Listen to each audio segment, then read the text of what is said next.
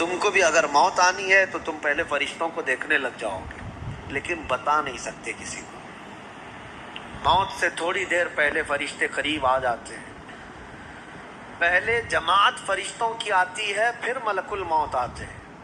ملک الموت ان فرشتوں کے بیچ آتے ہیں۔ جیسے ہی یہ مرنے والا آدمی ملک الموت کو دیکھ لیتا ہے، پھر اس کے جسم میں کپ کپی طاری ہو جاتی ہے، اور ایسی کپ کپی طاری ہوتی ہے کہ کبھی پیشاب نکل جاتا ہے، کبھی پخانہ نکل جاتا ہے۔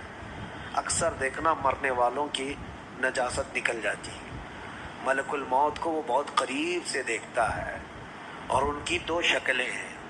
ایک بہت بھیانک شکل ہے، اس کو دیکھنا ہی عذاب ہے، اور ایک بہت خوبصورت شکل ہے، ان کو دیکھنا ہی رحمت ہے۔ وہ نیک بندوں کی روح نکالنے کے لیے جب جاتے ہیں تو خوبصورت شکل میں جاتے ہیں، اور جب گنہگاروں کی روح نکالنے جاتے ہیں تو بھیانک شکل میں جاتے ہیں، اور ان کو دیکھتے ہی مرنے والے کا جسم پیلا پڑ جاتا ہے، پیشانی اکھڑ جاتی، آنکھیں پھٹی رہ جاتی، اور پھر خرخرا آنے لگ جاتا ہے، یعنی خرخر کی آواز تیز ہو جاتی ہے۔ وہ بولنا چاہتا ہے اپنے پاس والوں کو، لیکن بول نہیں سکتا، بند ہو جاتا ہے۔ یہ وہ وقت ہے جب اس کے توبہ کا دروازہ بھی بند ہو جاتا ہے۔ اب اگر فرشتوں کو دیکھ کر کوئی توبہ بھی کر لیا، ایمان لایا، تو اس کا ایمان قبول نہیں۔ اس وقت سے پہلے پہلے تک جو بھی ایمان لایا یا توبہ کیا، اس کی توبہ قبول ہے، لیکن موت کا خرخرہ آ گیا اور فرشتوں کو دیکھ لیا، اس کے بعد بہت سارے کافر بھی پکاریں گے کہ ہم ایمان لاتے ہیں اللہ پر، نہیں، اب ایمان قبول نہیں ہوگا۔ موت اتنی آسانی سے نہیں آتی، اس کا پروسیس ہے۔ فرشتے آتے ہیں، ملک الموت آتے ہیں، پھر اس کے بعد اس کو گور کر دیکھتے ہیں، پھر اس کو چت لٹا دیا جاتا ہے، یا جس حالت میں بھی ہے وہ گر جاتا ہے، کھڑا ہے تو گرتا ہے، بیٹھا ہے تو گرتا ہے، موت آنے سے پہلے لڑک جاتا ہے۔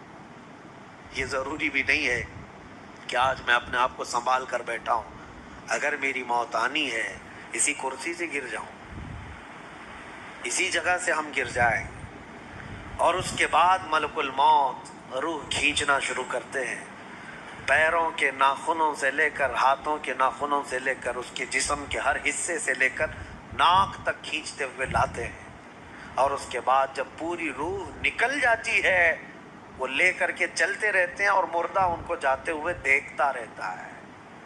آنکھیں سب سے لاسٹ میں کھلی رہتی، کسی بھی مرنے والے کی آنکھیں بند نہیں رہتی، کھلی رہتی، وہ دیکھتا رہتا ہے۔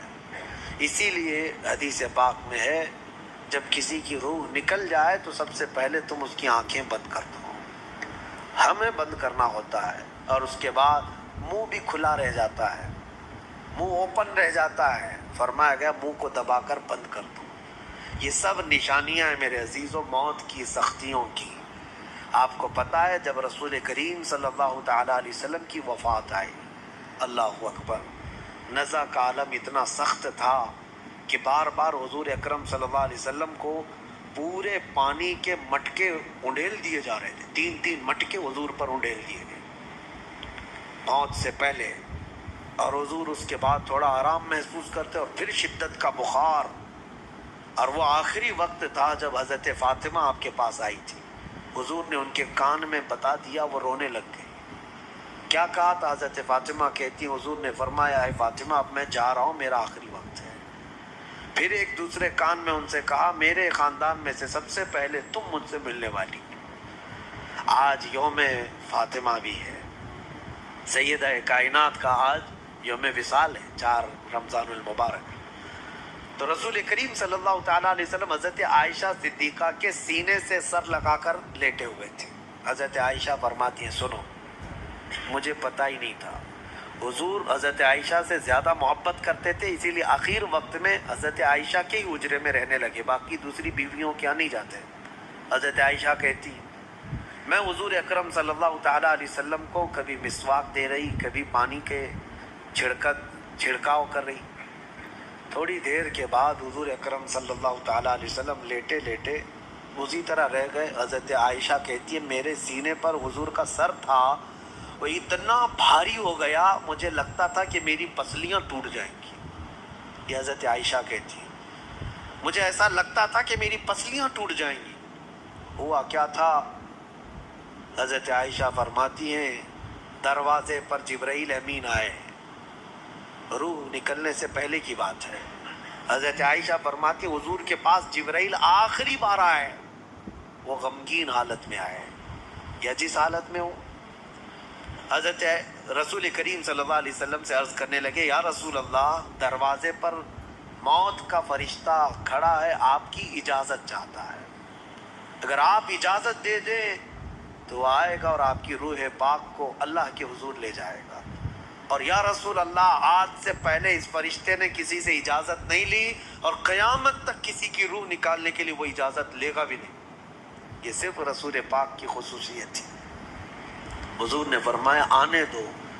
ملک الموت آئے اور جب حضور کی اجازت سے روح نکالی تو حضرت عائشہ کہتی ہیں اتنا بھاری ہو گیا تھا سر کہ مجھے لگتا تھا کہ میری پسلیاں ٹوٹ جائیں گی سینے کی.